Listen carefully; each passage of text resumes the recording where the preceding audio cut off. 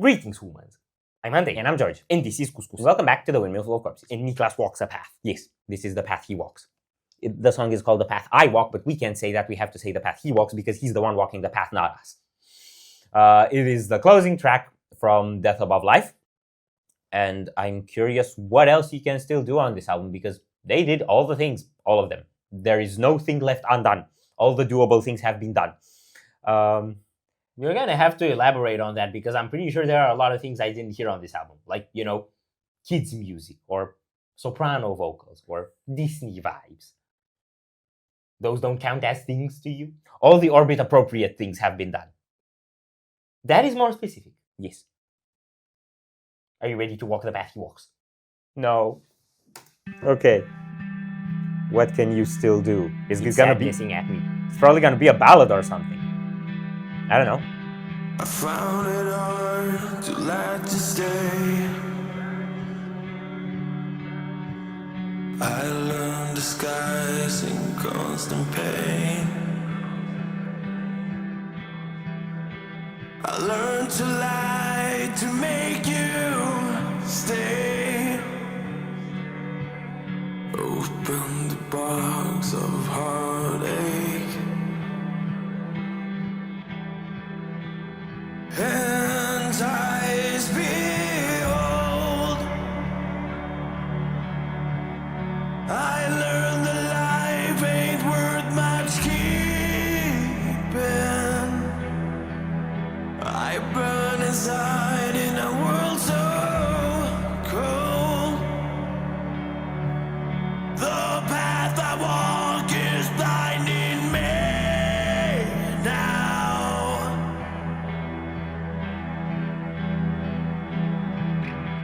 I found it hard to keep it safe. I put my heart inside the crate. I learned to lie to make you stay. Hoping the lights will go away. And eyes behold, I've learned that life ain't worth much keeping. I burn inside.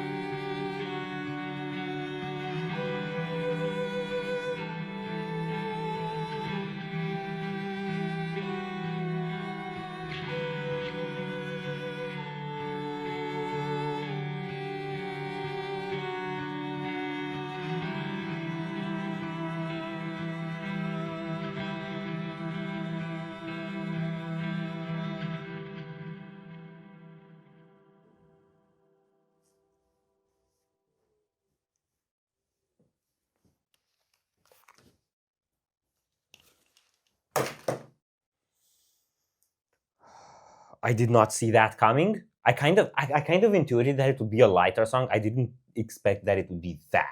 Yeah. So what does that give you? It gives me, I want to look up the lyrics because I don't remember them, but they make me think about things and I'm trying to remember what they made me think about. Okay. You talk about what you got to talk in the meantime. Right. So I don't remember who in the band. I think Richard is like a bit of a sci-fi nerd. So stuff like what they had in the video for Mute the Silent, for example, were highly his input, I think. I'm just speculating here. I don't remember this for sure, but I know for sure that somebody in the band is a sci-fi nerd. This to me sounded like cinematic soundtrack at the end of a sci-fi movie. Sci-fi? Yes. The fact that it had acoustics doesn't make me feel sci-fi. I did see the acoustics too, and I'm actually curious when the tom drums started fading in, and you had the acoustic solo line. It was almost like a lead guitar line. Yeah. If that's actually played on an acoustic and who did that, I would like to know that. Yeah. That was really cool detail. But combined with the orchestra more so, with the backing layers, it's really movie soundtrack kind of vibes for me with this one. And it really, like, the album seems to connect together pretty well from how I've been able to put together the songs on first listen. Like, it seems to have a coherent path. And yeah, I'm guessing once I look into the lyrics more, it's really gonna start tying together. Right, so I want to find the parts that made me think about stuff and remember what they made me think about, because a lot of ideas were spinning in my head as I was hearing it. But there's, okay, so this part, I learned to lie to make you stay. Yeah. Open the box of heartache. Really struck a chord for me because I'm not gonna say this is what the song about, but this is what it made me think about, and hopefully it's valuable. If you're an artist, you're always in the public eye. If your job is being an artist, you're kind of dependent on your audience. And us as audience, we see our favorite artists, we think, especially if we don't have contact with them in any way. I was fortunate enough to meet a lot of my favorite artists. We tend to idolize them. So we don't see the constant pain that the lyrics are talking about. And what this made me think of is almost like it's kind of him saying to the audience something like, I'm putting on a face. Because you have to put on a face. And the face is everything we heard in the album, right? It's violent, it's monstrous, it's powerful. And then the only song on which you don't express that is kind of like you took the mask off. And you're not lying anymore. Because everyone also has the softer part behind them and the struggling part. That's an interpretation for me. And I kind of look at it as a call to don't just demand stuff of the artists you love. Learn to be grateful for them.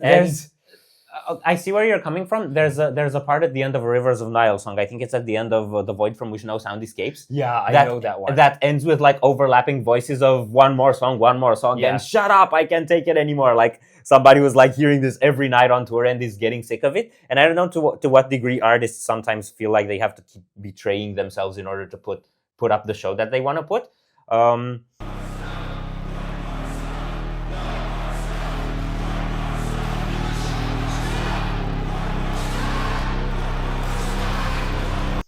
I think, though, to the degree to which you connect to the lyrics, is that's like one specific way you can read it, but it's like a general thing. And also preceding the lyrics, you pointed out, it says, I found it hard to let you stay. And then it says, I learned to lie to make you stay. So it's perhaps like you're even engaged with someone. Well, it could be about relationships. It could be about anything, that you're engaged with somebody who isn't right for you.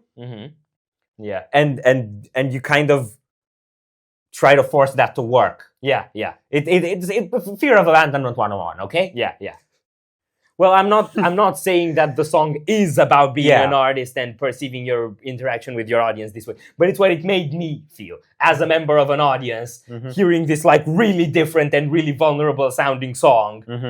You know, it just gets you thinking a bit, what is the artist that you look up to actually going through? I know that being a touring musician has got to be one of the most brutal jobs out there. Dude, I burn myself out editing videos. You know what happens sometimes? I like do reactions edit videos? I want to listen to the album and I don't end up listening to the album from which I did reactions and promoted for months because I have to go do the next reactions, right? So Yeah. I've had times where like doing this, which is something I do to support music, because I love music and it does so much for me, has resulted in me not getting what I want from music anymore because I'm too focused on YouTube, right? So yeah, I can see where that can come from. The other thing that really struck me was the I burn inside in a world so cold, which is contrasting this of like inside there's burning, but outside everything is cold. And I'm wondering how much that's everyone in the sense of just the face of people is cold and inside there's the burning and we fail to connect. I feel like it's just about a snowball fight. Why? Because like there's snow everywhere around you, but you're burning because you're making effort and you're getting heated up and you're in a jacket. Yes. Well, I suppose it can be about a snowball fight. Yeah, like as well. don't take all this shit so seriously. We made it so dramatic. There's that Balkan drama again. What the fuck is wrong with us? I actually didn't think of it as drama. I thought about it as a moment of contemplation and of gratitude for the artists that make the world go round. And Orbit Culture certainly is one of them, and they are in many ways the band that kickstarted this channel. So big much gratitude. They definitely do make the world go round because, Orbit. Okay, I think that fixed all the seriousness. Yes. And on that bombshell, it's probably time to end. Are we done here? No. So if you enjoyed this reaction, we'd greatly appreciate the likes and shares. And if you want to see more, don't forget to subscribe with bells Thank on. you very much for stopping by. We hope you enjoyed your stay, and we'd love to see you back at the Windmill very soon. Corpse is out.